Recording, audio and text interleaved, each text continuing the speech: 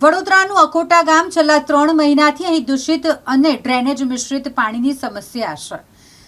ભર ચોમાસે આ લોકોને પીવાનું સ્વચ્છ પાણી નથી મળતું અને તેઓ આવું ગંદુ પાણી પીવા મજબૂર બન્યા છે, ગંદા પાણીનો ઉપયોગ કરવા મજબૂર બન્યા છે।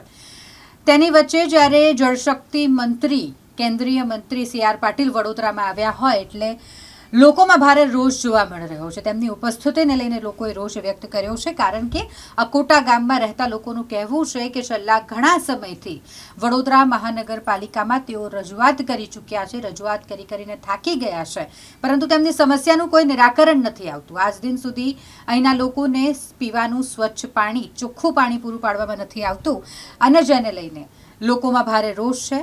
તેઓ દ્વારા રોષ વ્યક્ત કરવામાં આવ્યો છે, તંત્ર પર આકરા પ્રહારો કરવામાં આવ્યા અને ભારે નારાજગી વ્યક્ત કરી છે। મારું નામ પટેલ આમિના ઇમરાન છે। અહીં આગળ અમારા અકોટા વિસ્તાર મસ્જિદ ફળિયામાં ખૂબ દૂષિત સતત દિવસથી 3 મહિનાથી સતત ખરાબ પાણી આવી રહ્યું છે અને અમને પીવાનું પાણી ચોખ્ખું નથી મળતું। અહીં આગળ હાલ તમે જોઈ શકો છો કે આવું કાળું અને ગોચું પાણી આવે છે। અમને લાગે છે કે અમારા પાણીની લાઈન સાથે ગટરની લાઈન મિક્સ થઈ ગઈ છે, એના માટે અમારા ત્યાં આવું ખરાબ પાણી આવે છે। એમ મોદી સરકાર કહે છે કે જલ એ જ જીવન છે, તો આ જીવન અમારું આવું જીવન કાળું પાણી આપીને અમારું જીવન તમે સુધારવા માંગો છો એવું? અહીં આગળ તમે આવો છો તો કહો છો કે અમને વોટ આપો, અમે તમને પાણી ચોખ્ખું આપશું, રસ્તા બનાવી આપશું, તો તમે અમારા પાસેથી વોટ લઈને તમારે ખાલી તમારી ફરજ નિભાવો છો ને પછી કશું કરતા જ નથી।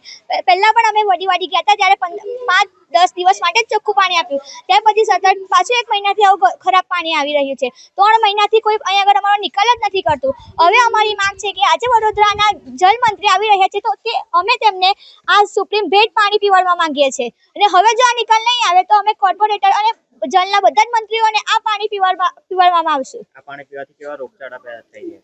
બધાને ચામડીના રોગ થાય છે, કોલેરિયા, મેલેરિયા અને કમરો જેવા બધાને રોગ થાય છે। અકોટા મસ્જિદ ફળિયું આ વિસ્તાર છે, છેલ્લા 3 મહિનાથી આ પ્રકારનું પાણી આ લોકોને આપવામાં આવી રહ્યું છે કોર્પોરેશન દ્વારા।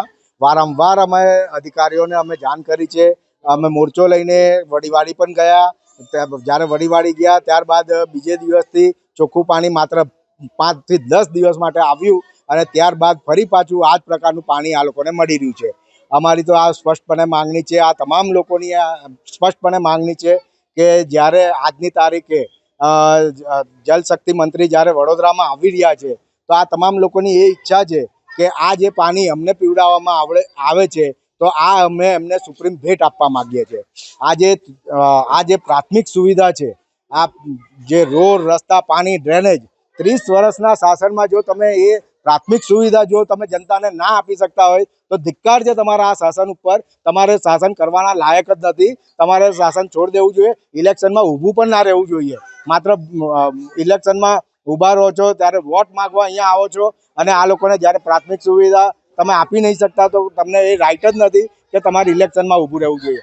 મારે તો સ્પષ્ટપણે એ બીજું કહેવું છે કે આ પ્રકારનું જે પાણી છે, આ લોકોની બીજી એક માંગ છે કે આ જો તાત્કાલિક ધોરણે આ લોકોનો પ્રોબ્લેમ જો રિઝોલ્વ નહીં થાય તો સોમવાર કે મંગળવારે આ જે પાણી એમને પીવું પડે છે હાલની તારીખમાં, આ પાણી તમામ લાગતા વળગતા અધિકારીઓ, તમામ લાગતા વળગતા જે અહીંયાના ચૂંટાયેલી પાંખો છે એ લોકોના ઘરે જઈને આ લોકો આંદોલન કરવા માગે છે।